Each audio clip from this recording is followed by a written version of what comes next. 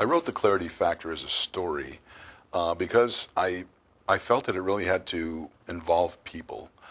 There are plenty of books on communication that have grocery lists and bullets and plenty of content with a lot of rules and things. But I really felt like if I could get to the essence of what happens between two people when they talk, that would tell the story. And so that's what I was trying to do. It's not a book that teaches all the finer points of communication. It's not a book that goes into all the detail. It's just a close, intimate look at what happens when people talk and how we inadvertently misinterpret each other continually, all the time, and the effect that has on our lives.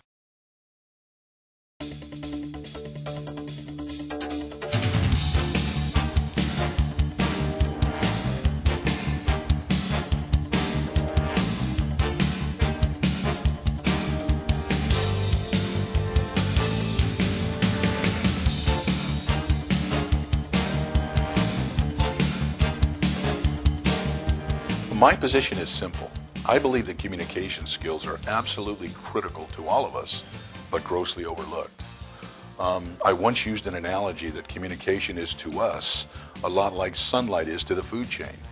Now think about that. There's sunlight out there all the time. It's shining. We don't give it much thought, but it literally drives our ability to survive. I mean, without sunlight, the plants don't grow, and we know the whole food chain process. And communication is the same way. It's the essence of what moves everything about our lives.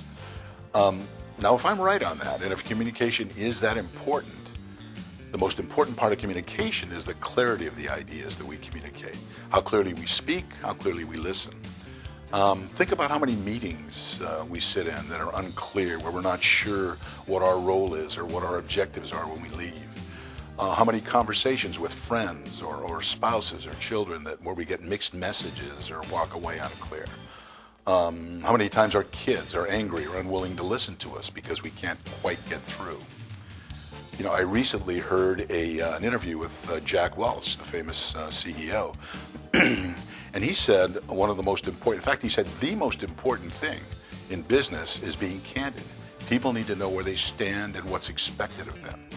And think about that. That's a form of clarity. But we don't do this. You know, we tend to overlook it. So communication, I believe, is the greatest asset to managers, and I believe it's also the greatest asset to us as individuals in personal relationships. In personal relationships, there's a richness and an attunement that develops when we're clear. Without it, we get a kind of an insulation. You know, we don't really connect. And we never give that much thought. We go through life in this kind of insulated communication mode and really don't stop to think that we're only getting the tip of the iceberg. The result of this is that we work harder, we have rework, we have stress, we have disgruntled employees, we lose opportunities, we're overlooked for advancement, and our relationships suffer because we don't connect. We talk and we listen, sort of, but we don't really connect. But the interesting thing is we overlook it, and I think that's for two reasons. We're all very busy. We lead these fragmented lives, and we crank out emails and leave brief phone messages and scratch out notes, just do it and that kind of thing. And second, there's this mentality, this kind of walking, talking mentality that I think is an attitude we grow up with. Stop and think about it. When we walk, we just put one foot in front of the other, right? And it's an automatic kind of a process, and we get where we're going. Well, don't we think the same way about speaking? We just get the words out there one after another, we say what's on our mind, and that is that. Well, with communication, it's actually a much more complicated process. So with all this in mind, I set out to create a kind of a communication model, a way that we could work good, solid, clear communication into our communication styles without a whole lot of effort, but could really help us get through. And that's what the clarity factor is all about, and it's based on a few things. One is the clarity factor itself, which I'll explain in just a second, and 4 focal points. Now let me start with that term, the clarity factor. Clarity factor is simply a measure of how clearly we speak and we listen. Okay? How clearly we get across our ideas, how clearly we understand the ideas that people present to us. And clarity factors vary. They vary with people, and they vary with situations. Some people are very clear communicators. They're very organized and detailed and clear about what they say. They speak and, the light bulb goes off and we understand right away. Other people are not. They're garbled, or they speed up their communication, or they leave half of it out, or they do a lot of things that make their communication unclear. They have a low clarity factor. And situations affect clarity factors. There are sometimes people that are very good communicators get put in stressful or crisis situations, and they don't communicate that well because they're in a hurry, or they've got other things on their mind. So, but the objective is to have the highest clarity factor possible for the majority of the time. And the way we do that is with these 4 simple focal points: focus, magnify, penetrate, and listen.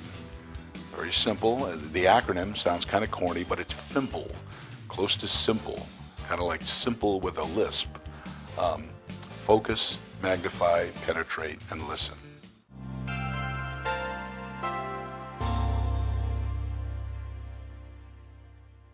Think about taking a picture.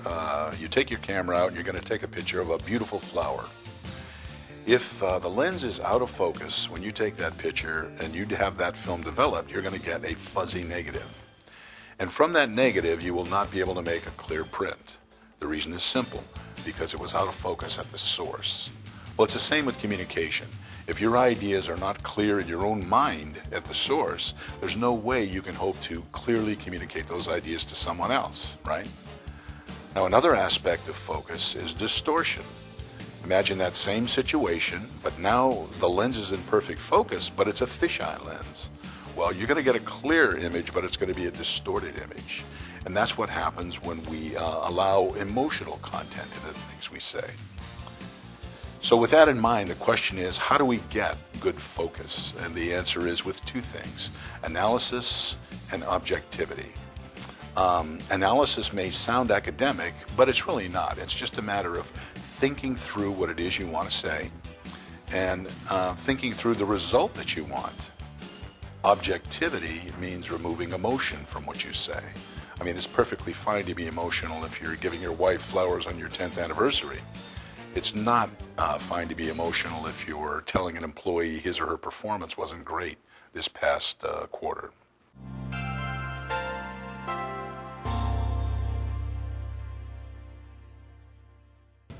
You remember the old turntables? I believe it was with the 78 RPMs, the big records that you could stack, and they would drop on one after another onto the turntable and play.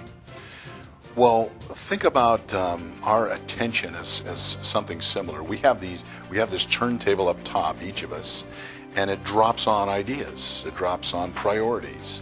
Things like the bills and the dog and the spouse and the partner, the lunch, the projects, the commitments. Many, many things continually. So it may seem like we're aware and connected, but we may not be, because we've got a lot of other things going on. These records are dropping all the time. Well, the idea is, before you communicate this message, to get to be number 1, that message that drops on and grabs that person's attention. And there are 3 ways to do this: with interest, importance, or a request for undivided attention.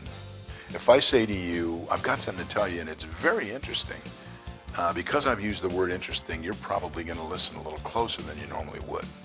If I say, boy, I want to tell you something, it's really important. Again, importance is going to make you listen up a little more. And if those 2 aren't appropriate, I can say, you need to put everything else aside for a few minutes and focus clearly on me. And I'm going to get your attention if I do those things.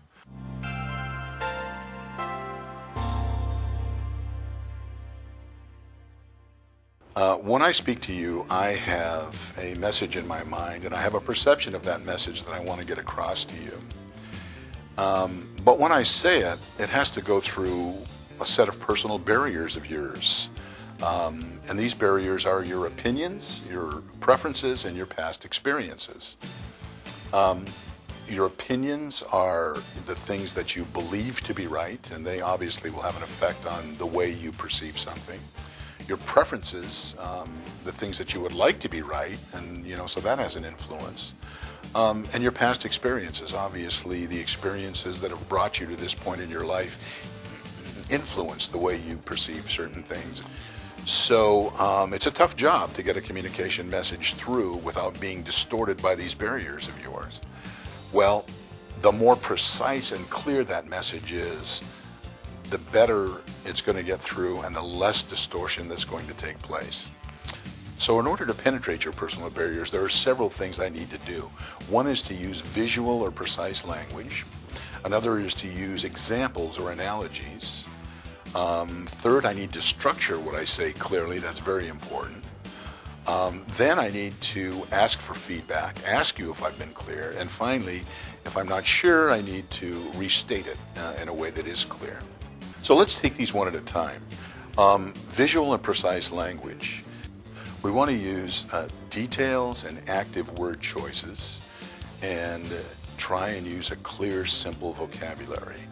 Active verbs, stay away from jargon, official sounding corporate speak, and always try to simplify.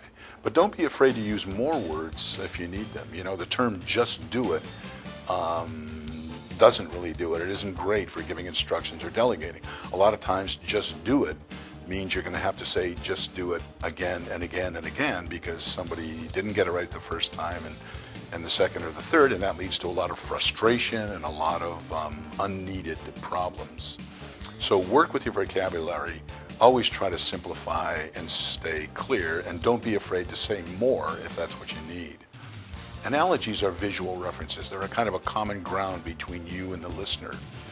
You notice that as I've been talking, I've used analogies, the camera and the negative, because they tend to clarify and give people a visual sense of what you're talking about, and that reduces distortion. Structure is another important part of penetrating personal barriers, and let me use another example here. Film directors and film editors remain constantly aware of something called screen direction.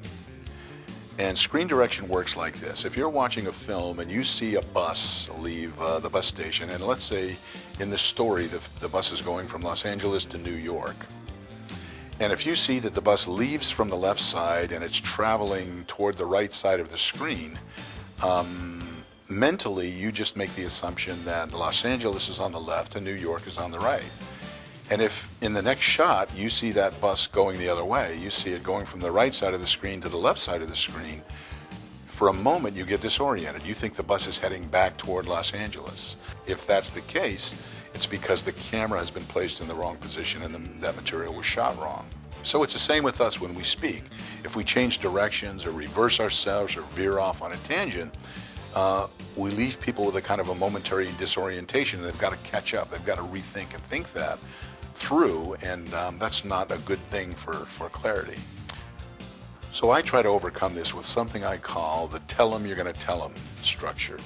Now that's an old term. I believe it started in the military, but I could be wrong, and I think trainers and teachers will probably know it because it's a common teaching term, and it simply means tell them you're going to tell them something, tell them, and then tell them that you told them. And you can see that that's a kind of a subtle repetition that works something like this. The tell them you're going to tell them part might be, well, in today's meeting we're going to talk about three things. The new company policies, the way we're going to apply those policies, and the effect those policies will have on all of us. You see that's a kind of a tell them you're going to tell them. Then the tell them part, the body of the message would be, now let's start with that first issue, the company policies, and let's discuss that. And there would be a discussion of that in detail. The second issue was how we're going to apply those policies, and let's discuss that. And finally, the effect that will have on all of us. So the body then is the content of all three of those issues discussed. And finally, the tell them you told them is a little summary of that, and it is, so I'm glad we got to meet today, and now we're all more clear on the policies and how we're going to apply them and the effect they're going to have on us. We can use that knowledge to make this whole thing go very smoothly. So the tell them you're going to tell them, and tell them you told them is a very clear, simple way of getting information across. The other way is simply a matter of logically arranging things and using bullets when you go into meetings, and stay away from going off on tangents. Save those for later. You might say, if you come to a spot that requires a tangent, you might say, now there's something else we have to discuss here, but I'm going to save that for later. Then the next thing you want to do is use a request for feedback. You want to say, now was I clear on that? Or did that make sense? Or did I get through? Do you understand? And if the looks that you get in response are not clear, if there's, people are turning away or there's that look of disorientation, then you want to use the last rule, which is restate in a different way. Okay, well, let me say that again. Let me say it this way. Or let me see if I can make that more clear by saying it this way. And those are the basic rules for penetration.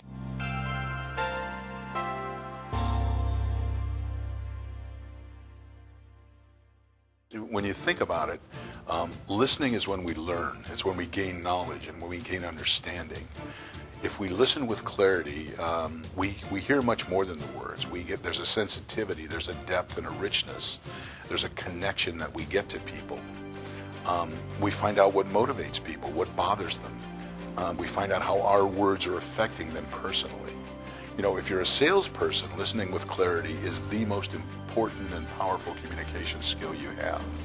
I remember a recent interview I heard with an automotive executive who was talking about competition, and he said, the company that will win is the one that will listen most clearly to its customers.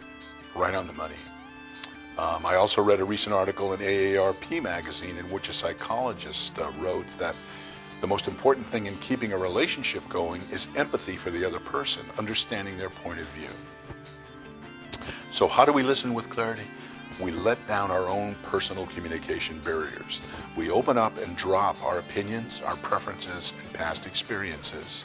And in doing that, we empathize with the people we're listening to, and we try to visualize what they're saying to us. Empathy means switching places, understanding this issue from the other person's point of view.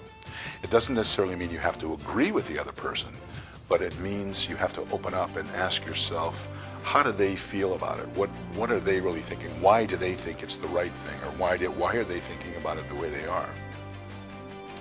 Visualizing means trying to visualize what it is they're trying to say to us, so that we get a clearer picture.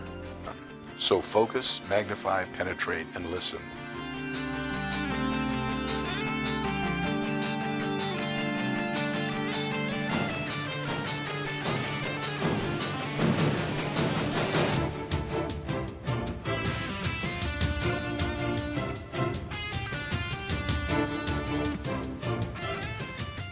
People have written to me about the book, and invariably they say, you know, I suddenly realized how important it is to speak clearly and listen clearly. I had no idea how much was getting lost and distorted. And getting those kinds of comments and reviews is very satisfying to me. It validates for me the idea that what I wanted to say really is getting through. It's clear, and it's changing people's lives. And what could be better than that?